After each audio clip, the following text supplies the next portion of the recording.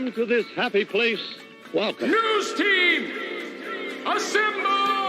Joining us live because if you want to know anything about the Outer Banks, Sam Walker's the dude to fill you in. The sea was angry that day, my friends. Like an old man trying to send back soup in a deli. Always appreciate talking to you. Always good stuff with Sam Walker in the Outer Banks. Now here's Les Nessman and the news. And good morning. It is the 21st day of September. Hey, Walter. Yeah. Assemble!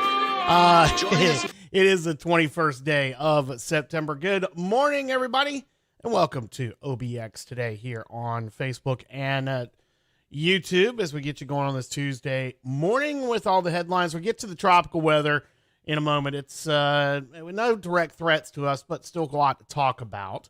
We'll also get into what we're expecting rain-wise over the next 2 days. Looks like Wednesday and Thursday we've got some chances of rain, but not going to be a washout for us here in northeastern North Carolina and the Outer Banks. First off, another new foal, another new member of the Currituck, the Corolla Wild Horses, born on Saturday. Bravo, born Saturday afternoon and is doing well. Meg Puckett, who is herd manager for the Corolla Wild Horse Fund, writing yesterday that Bravo and Cora May, the mother, quite a scare Sunday morning when he went out to check on them. The adult horses were fine and behaving normally, but there was no foal to be found. And Cora May, the mother, was not acting stressed and kind of had the folks with the Corolla Wild Horse Fund stumped. And they scoured the surrounding area and couldn't find any sign of the foal. It took about 3 hours, and Nikki from Corolla Jeep Adventure stopped and mentioned she'd seen the new foal a couple of streets in Canal south of where the rest of the family was. Bravo just happened to be standing under a house. Gus and Taka were nearby. So everyone who had seen him there understandably assumed they were his parents. So they scooped Bravo up, put him in the back of an SUV to take him back to his family. And he was accepted immediately, so it's unlikely she rejected him and left him behind on purpose. They did say that there were some stallions fighting in the area late Sunday night. So the best guess is that Noble, who's Bravo's dad, had chased his mares away from the challenging stallion, and Bravo got left behind in the scuffle. So everybody's doing well. Bravo's the 9th foal to be born to the Corolla Wild Horses this year, and that brings the herd count to 105. So the management plan calling for no less than 110, no more than 130. So still some growing to do. They may have one more late season foal to get into double digits for 2021. Meg said, and time will tell. And you can check out the first photos of Bravo and with Cora May right now at obxtoday.com. All right, there's a story that had been circulating on social media over the weekend. It was kind of head-scratching for me. I had never heard of this before, but apparently there was some map that was making the rounds on the Karen book and the Bird app and others on over the weekend on Sunday. Let me throw that up on the screen here because, well, I'll show it to you. If you haven't seen it, you're lucky. Let's see. Here we go. So this is the map. This is the story right now we got at obxtoday.com that there was some possibility of some mega tsunami headed for the East Coast. No, there's not. It's not happening. This was from somebody had made this map. What it actually comes from is it's a scare involving a story that's been around for a long, long time. The National Tsunami Warning Center actually had to put out something on Sunday saying, no, this is not happening. So don't get all freaked out. The story's been around back from 2011, a peer-reviewed paper claiming that a flank collapse of the volcano that erupted on La Palma in the Canary Islands could generate a mega tsunami that would initially be about 1,000 meters high and would still be about 50 meters high when it reached, for example, the eastern seaboard of the U.S., according to the website Advancing Earth and Space Science. It would be about 3,000 feet high at the start, 160 feet high if it got close. Well, a flank could collapse. The chances of it causing a mega tsunami are slim to none. And while it's not impossible, it's like worrying about a meteor hitting your house. Our buddy Brad Panovich at WCNC out in Charlotte posted on Facebook Sunday. Sunday's eruption on the Spanish island in the Atlantic was the first in 50 years and prompted authorities to evacuate thousands as lava flows destroyed isolated homes and threatened to reach the coast of that island and the Canary Islands. So, no, there is no mega tsunami. Just stop. Latest on COVID-19 numbers for the weekend coming out yesterday. Number of patients with COVID-19 in North Carolina hospitals down to 3,323 yesterday. The fewest new cases since mid-August were reported on Monday. State did record 161 coronavirus-related deaths over the weekend. COVID-19 has now killed about as many Americans as the Spanish flu pandemic in 1918-19 did, approximately 675,000 people.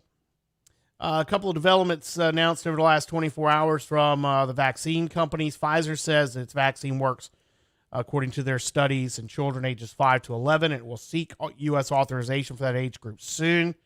Another story just coming out this morning, about an hour or so ago, is that Johnson & Johnson says their vaccine is effective with a 90, where is that story at? Here we go. Yeah, 94% protection with a second dose. Now, the Johnson & Johnson vaccine, that's one I got, is a one-dose version. They said a second dose would provide 94% protection against the most severe symptoms. That would make a two-dose regimen of Johnson & Johnson's J&J's Janssen vaccine comparable to a two-dose regimen of Moderna's or Pfizer's. Plus, the company said adding a booster dose to a single shot of the vaccine raised immunity even more and should also protect people strongly against infection. There's 3 studies, the company releasing details from those 3 studies this morning. Later today, I'll have a story up at obxtoday.com, the latest on the beach nourishment situation. Talked about it last week here on the show.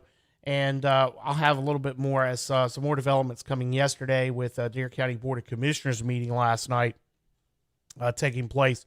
And they were putting out or getting more of the I's dotted and the T's crossed in the process of getting ready for next year's beach nourishment projects. Some of that is being held. Well, some it's kind of a different situation this time because they're being bid out in different packages. And I'll explain all of that with the story that's going to post later today. Nags Head's popular Dune Vegetation's cost share program is back and is available for oceanfront property owners. This is based on the request should be based on the total number of plants installed and received on a first-come, first-served basis. Interested applicants can apply online through the Town of Nags Head website starting next week on October 1st. Those eligible to participate include oceanfront single-family homeowners, oceanfront residential condominiums with reimbursement to an HOA or POA, oceanfront cottage courts, and oceanfront motels and hotels. And for details on that, we got the story up at obxtoday.com. There's a link there to sign up for that program. Again, signups will start October 1st for the Nags Head Dune Vegetation Cost Share Program. Currituck has offered all other places up and down the beach have offered this in the past, and usually offer it here in the fall because the dune grass planting season is during the winter and early spring, and we'll see some of that going on. All right, and again, more on the beach nourishment projects that are scheduled for next year coming up later today at obxtoday.com. We'll have a story that we're wrapping up today on what happened last night with the Dare County Board of Commissioners meetings. There's a little bit of a concern about some timing issues with some of the documents that are required, and also with how the funding is put in place and some of the things that's going on. The state has some issues they've brought up with timetables that need to be met. So we'll have a little bit more about that. It was discussed yesterday with the Dare County Board of Commissioners meeting. All right, here's the latest on the tropics. We'll start with the latest on Peter, which is the closest system we're dealing with right now. Here's the tropical weather outlook for this morning. You know what? I need to refresh that. So give me just a second here. Let's refresh that graphic because it's the 8 o'clock. All right. So we got Peter, which is the closest to us right now, which is just northeast of Puerto Rico. You've got Rose, which is out in the eastern Atlantic, east central Atlantic. And then we got two areas of development. The top one that you see up there towards the North Atlantic, that's what's left of Odette, which is still hanging on and could regain some of its tropical characteristics. And our understanding would keep its name of Odette if it were to redevelop. No threat to land. It's just kind of spinning around out there, and the latest forecast models have that. And then there's that area development that's down in the transition zone. That wave that came off Africa 2 days ago. That one we are watching because that one seems to have a little bit better chance of making its way across the Atlantic, but it's not got a lot of signs of development right now. Could be for next week. That one, the next name on the list, by the way, is Sam. Yay. All right, so here is the latest on Peter. And again, Peter is not any direct threat to anything close to us, but it is the closest system we have right now in the Atlantic. So that one we'll start with because there is some potential for it to send us some activity with some surf if it were to intensify any further. But again, it does not look like that's going to happen. In fact, it's going to expect it to become a tropical depression by Thursday. But some showers being brought to Puerto Rico and the Virgin Islands right now. They've been dealing with that for the last day or so. That's going to continue. Then Peter's just going to start curling out to sea.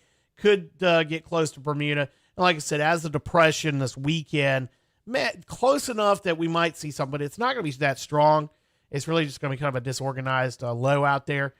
Might send us some waves. Really what we're going to see for the wave action for us is this continued onshore flow that we've got ahead of a cold front that's coming through tomorrow.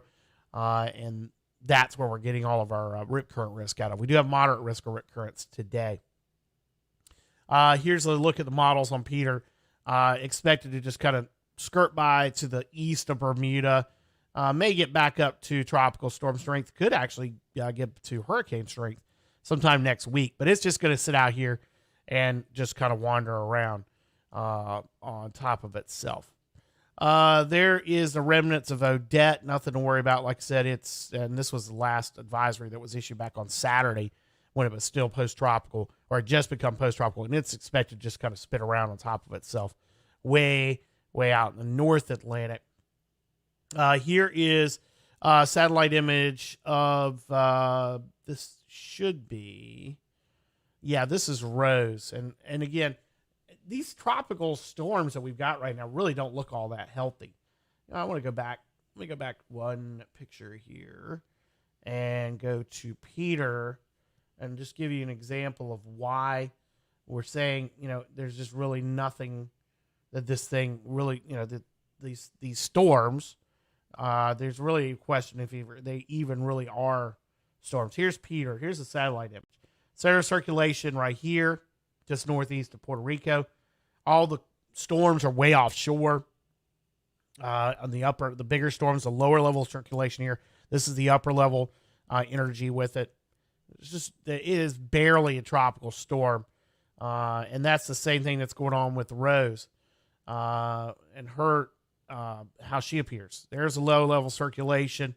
Here's the clouds, the upper level, energy. It's really not much there. And Rose, again, there's the latest forecast on her. Just going to kind of meander its way around up here, maybe head back towards Africa by the weekend. So there's really nothing to really talk about with Rose. Probably not even going to be a tropical storm much longer. Tomorrow, probably it's going to be back to a tropical depression. All right, so the latest that we knew, the one that we are watching for possible further development in the next 10 days to 2 weeks is this wave that came off Africa on Sunday. It's showing a little better signs. It looks rather ragged now, but it is showing some better signs. At least it is keeping itself together. It's probably the most likely to become a tropical storm. The latest models for it have it not becoming a tropical storm until Friday. And there's a lot of variance. But as you can see, this one gets more towards the windwards and the Lesser Antilles by next week, by about this time next week. So not a lot of agreement in the models other than it's going to track to the west-northwest. But, where exactly it's going to go and how strong it's going to get, still a lot of questions. It probably will become Tropical Storm Sam by the end of the week, the first part of the weekend, and then making its way somewhat towards North America in about 10 days. So really nothing, to concern ourselves until probably late this time next week. We'll have a better idea of what this one's going to do, which again is likely going to become Tropical Storm Sam. So there's the latest on the tropics. Let me make sure. Yeah, that's it. We don't really have anything else to talk about with them. Again, we've got this onshore flow. Here is what we're looking at with regards to the weather for the next couple of days for us. We are looking at some rain moving in. That is going to be really more down to the south is where the heaviest of rain is going to be starting tonight, tomorrow, and into Thursday. It really looks like down towards the southern half of the coast of North Carolina, 2 to 3 inches possible as you get down to Jacksonville and Wilmington. Great. I'm going to Wilmington tomorrow, and it's going to rain. Nice. Haven't been down there in like 10 years. So we're just looking at a little bit of shower activity, off and on showers, not going to be a washout for us over the next couple of days. Now, we had some questions from folks on Facebook, what's going to happen. We'll get to, Geraldine, we'll get to your question about the water temperatures in just a bit. They're nice. But really the forecast, we've had people asking about this over the last couple of days. What do we expect in the next couple of days? What are we expecting? The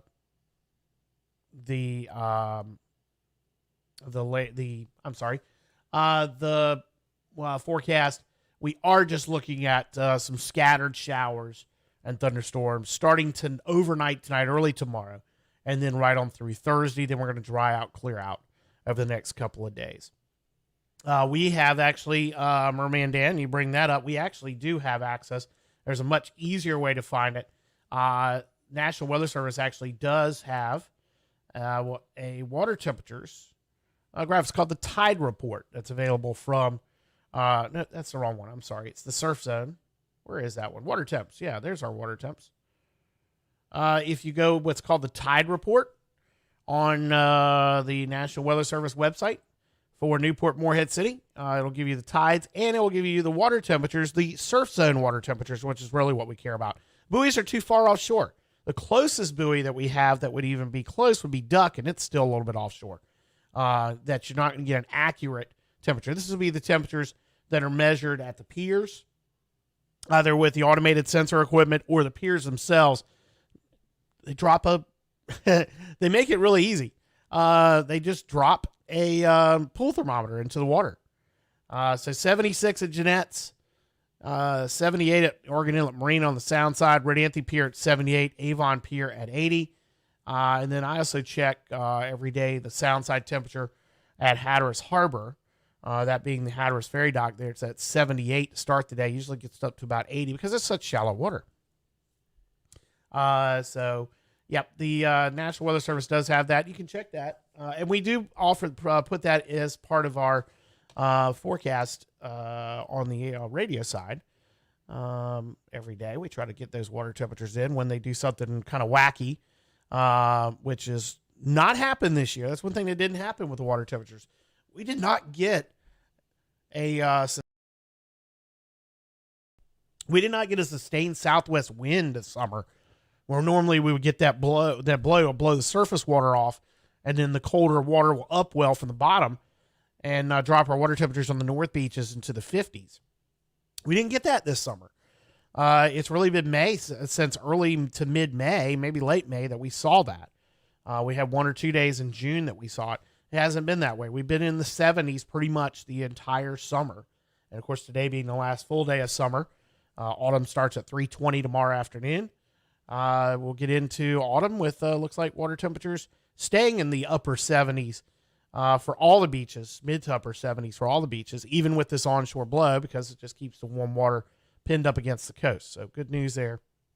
If you want to jump in, let's see. Yeah, I can post it right here. I'll post it as a comment as to that. But if you search tide table, where is that one? Let me go back to it. Water temps, because I label it as water temps, but tide report. But I'll throw that link in right here. There you go. It's a comment.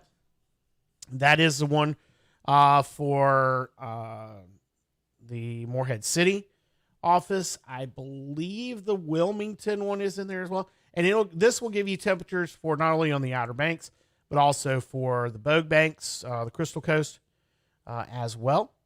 And it's not, sometimes there are days where it's not completely accurate or not updated fully. That all depends on what the offices, what the reporting stations that they use. Sometimes those reporting stations, the data will be lost. So that does happen. All right, let's see. I got one silly story I wanted to mention here. We'll get to our forecast and sports in a moment. I say one silly story. Here's the thing that'll make you go, there's a contest going on now. The North Carolina Chamber is putting on, called The Coolest Thing Made in North Carolina. And they have 5 finalists. 2 of them make sense. The 3 I had no idea. Well, I guess so. I'm kind of new, but. And it's like, no Cheerwine is on it. Cheerwine's not on here. Bojangles is not on here. But there's a barbecue sauce, George's barbecue sauce, which is made in Nashville, North Carolina, Nash County, outside of Rocky Mount. They're on the list. It's called George's barbecue sauce. Good on everything except banana pudding. Okay. George Stallings' famous claim, and to this day, they proudly claim it too. George's barbecue sauce made by hand in small batches in Nashville by a team of 8 employees. They personally pour, pack, and ship every bottle of George's by hand, 4,500 a day. And I don't know if I have George's here. I think I might. I got so many barbecue sauces. So it's one of them. Another one that's pretty cool is the Flukelvax.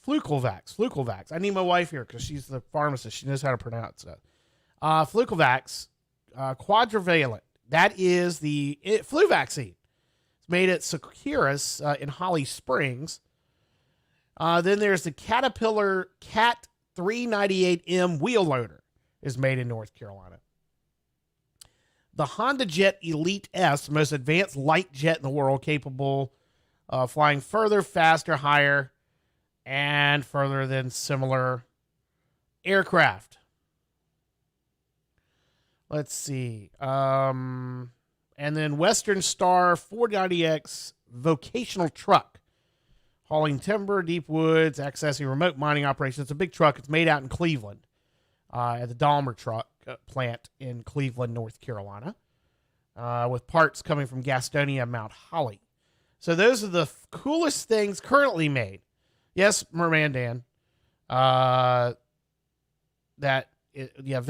Vapor Rub was invented in North Carolina, but it's not on the list. This is the thing that's currently made in North Carolina.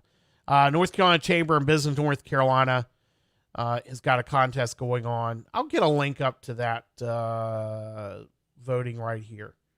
Yeah, we'll throw that up there as a comment for you on Facebook. It's called Coolest Thing Made in NC.com. And those you watching on YouTube, let me see if I can do this as a comment, because I'm still learning the YouTube Creator Studio functions. So that sometimes isn't as, yeah, there it is. Okay. All right. Here is that coolest thing made in NC. And I'll throw the weather when we were talking about, let's see here, the tide tables. Yeah, we'll throw that up there as well for you. So those you watching on YouTube. have got that. All right. Sports. NFL last night, week 2 wrapping up with Green Bay beating Detroit 35-17. On the high school front today, just one local game on soccer, John Paul II at Pungo Christian. Full slate of volleyball today, Columbia at Cape Hatteras. First flight at Pasquotank. Hertford County's at Manio. Beargrass at Mattamuskeet. Camden at Edenton. Perquimans at Riverside. Northside at Southside. Northeast Academy at Pungo Christian. Washington County at Bertie. South Creek at Gates. Lawrence at Terracea. And Ridgecroft at Albemarle. Angie. They did do a nomination. Go back to that. Angie commenting Hinkle Harris Furniture. The North Carolina Chamber of Business North Carolina did do nominations for that contest, and they came up with the top 5 nominees. So we didn't do anything with it. It was just something that's out there. All right, now for the OBX Today Weather Center forecast. We've got not a bad day out there today. We'll see mostly sunny skies. Maybe a late day shower or thunderstorm pops up. Temperatures around 82. East winds of 15 to 25 miles an hour. Moderate risk of rip currents for all the beaches. Only experienced surf swimmers should be in the ocean. We haven't talked about our live shots we got up right now for you. That's the view from Hatteras Village. Not so bad down there, but you can see a little bit of a shore break. Avon looks a little rougher. And same thing, Jeanette's. Really, it's about the shore break, but we do have the increased risk of rip currents. Today, we're probably going to be a high risk tomorrow for all the beaches, so keep that in mind starting tomorrow, but today is a moderate risk. For tonight, slight chance of showers and storms through the evening and overnight, mostly cloudy skies, low 73, with southeast winds, 10 to 15 gusts to 20. Tomorrow, mostly cloudy, a few afternoon showers and storms in 84, with a continued southeast wind of 15 to 20. Wednesday night, showers likely, possibly a thunderstorm in the overnight hours, breezy, with a low 73, south winds of 10 to 20, gusts of 25. Showers likely, possibly a thunderstorm on Thursday, with a high 82. Showers and thunderstorms ending Thursday night, a low 69. Friday, partly sunny, maybe a shower still hanging around in 79. Saturday, sunny, 79. Sunny Sunday, 79. Sunny Monday and 78. So fall going to arrive in earnest. Of course, starting tomorrow, fall does. And it looks like we're going to see fall-like weather for the first weekend of fall. Coast Marine forecast today, southeast winds 10 to 15 knots, with some gusts up to 20 possible. 1 to 2 foot waves in the sound. Seas right now around 4 feet. Our water temperature 76 Nags Head, 78 Rodanthe, 80 Avon, 78 at the Oregon Inlet Fishing Center, 78 at the Hatteras Ferry Dock. Next tide change at Oregon Inlet's a high tide coming up in about 20 minutes at 8:53. Low tide at 3:14 this afternoon. Sunset tonight at 7 o'clock. Sunrise tomorrow at 6:50, and tomorrow night sunset is at 6:58. Last night, we'll see a 7 o'clock sunset at Oregon Inlet. And again, autumn beginning tomorrow at 3:20 p.m. Currently outside the studios in Uptown Nags Head, 76 degrees with a mixture of clouds and sun, and the onshore wind to start this September the 21st. Yeah, it's Cool in the Gang Day. I mean, not Cool in the Gang. Earth, Wind, and Fire. Why did I say it? Dang it. Blew it. Yes, Earth, Wind, and Fire Day. Have yourself a great Tuesday, everybody. Back with you tomorrow here on OBX Today on Facebook Live and YouTube. We'll see you